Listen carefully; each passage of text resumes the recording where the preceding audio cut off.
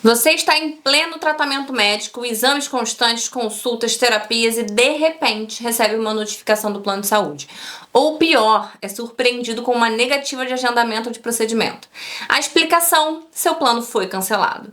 Sem aviso prévio, sem justificativa clara, apenas um cancelamento frio e abrupto. E isso, para quem já é emocionalmente fragilizado por uma doença, é um segundo golpe. Meu nome é Viviane Menezes, eu sou advogada especializada em Direito da Saúde e hoje eu vou te explicar tudo sobre o cancelamento de plano e, infelizmente, essa é uma situação que tem se repetido com maior frequência do que deveria. E por isso eu quero te explicar exatamente o que a lei diz, o que os tribunais têm decidido e, principalmente, quais são os caminhos disponíveis quando você se vê desamparado em meio a um tratamento essencial. Para ilustrar melhor, eu quero compartilhar com você a história da Sônia. Professora, mãe de 2 adolescentes, ela foi diagnosticada com câncer de mama e desde então passou a viver a rotina exaustiva de exames, sessões de quimioterapia e acompanhamento médico. Em meio a esse cenário, ao tentar marcar a sua sessão de quimioterapia, ela descobre que seu plano foi cancelado. A justificativa da operadora era simples. O contrato era coletivo e eles podiam cancelar. O tratamento não tinha acabado e a pergunta que fica é: como continuar um tratamento de alto custo sem ter um plano de saúde? E assim, a dor da Sônia ela não é apenas física. O que mais abala é o sentimento de desamparo, de solidão, sem saber se teria como continuar, inclusive, com o tratamento. E o mais grave, sem saber o que estavam fazendo com ela era ou não permitido por lei. Então, à primeira vista, existem 2 hipóteses de justa causa para suspender ou rescindir os contratos de planos de saúde. Sendo a primeira em caso de fraude pelo consumidor e outra em caso de inadimplemento superior a 60 dias, conforme consta no artigo 13, lá na nossa lei de 9.656 de 98, a lei do plano de saúde. O intuito da lei era justamente proteger todos os tipos de contrato, mas existem algumas vedações do caput e elas só se referem aos planos individuais e familiares, o que faz com que os planos coletivos não possuam tal proteção da lei. E, infelizmente, a partir disso, os planos passaram a comercializar muito mais esse tipo de contrato, mesmo quando eles só possuem uma vida. Eles não possuem nem mais de uma vida ou é só ali entre a família. Os corretores acabam dando ali jeitinhos para que os beneficiários aceitem e filiem ali as entidades genéricas para que consigam fugir dessa proteção aos planos familiares e individuais.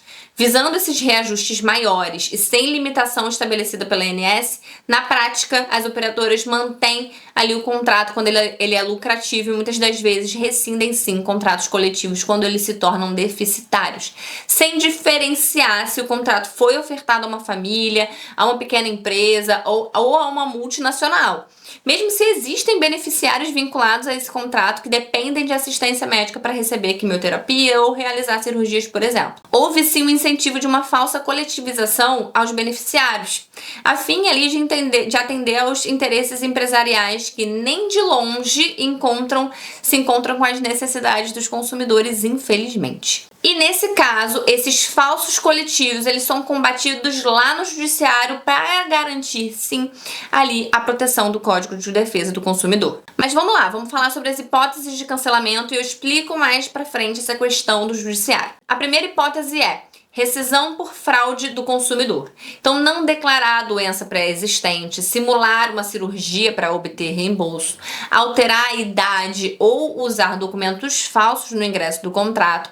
Uma vez comprovado, poderá o consumidor sim ter rescindido a sua apólice. Em casos de declaração errônea da declaração de saúde, a operadora não pode promover a suspensão ou rescisão do contrato sem abrir um processo na ANS, tá? Permitindo essa ampla defesa do consumidor e ainda ofertar ali ao consumidor a possibilidade de retificar essa declaração de saúde. E segundo, a rescisão por inadimplemento em prazo superior a 60 dias por ano. A rescisão, nesse caso, ela deve ser precedida de uma notificação do beneficiário até 50 dias antes da inadimplemência para a purgação da mora. A rescisão, nesse caso, deve ser precedida da notificação do beneficiário até o 50º dia de inadimplência. Essa regra, no entanto, se aplica diretamente aos planos individuais e familiares, como eu já expliquei para vocês. É o que a doutrina e a jurisprudência têm chamado de falsa coletivização, ou seja, contratos que, embora formalmente coletivos, na prática têm apenas uma ou poucas vidas e não se diferenciam dos contratos familiares. Nesse caso, O judiciário tem reconhecido que o consumidor não pode ser tratado como parte de uma relação empresarial, como de fato não é. Ele é hipervulnerável e merece a mesma proteção de um contrato individual. Então, o STJ, em decisão relatada pela ministra Nancy, já fixou um entendimento bem claro. Os planos coletivos com até 30 beneficiários devem apresentar justificativa idônea para a rescisão. Isso significa que, nesses contratos de pequena abrangência, a operadora não pode encerrar o vínculo alegando conveniência econômica, como eles fazem. E ele deve provar que notificou o consumidor até o 50º dia de atraso e que este teve, no mínimo, 10 dias após o recebimento da notificação para efetuar o pagamento. Então, essa interpretação, inclusive, é reforçada por uma resolução normativa 593 da ANS, publicada em 2023, que alterou substancialmente a forma como a inadimplência deve ser tratada. Agora, um ponto mais sensível: o beneficiário que está em tratamento médico ou gestante. O STJ afirmou o entendimento que, mesmo nos planos coletivos, a operadora deve garantir a continuidade da cobertura até a alta médica quando houver tratamento em curso para doença grave, aguda ou crônica. E isso vale mesmo quando a empresa contratante deixa de existir ou encerra o contrato. Nesses casos, o beneficiário pode ser obrigado a pagar as mensalidades diretamente, mas o plano não pode ser encerrado. Então, no caso da Sônia, vamos supor, voltando ao nosso exemplo, é exatamente o que deve ser feito. Ela deve reunir ali os relatórios médicos, os exames, as prescrições e ajuizar uma ação com pedido de liminar.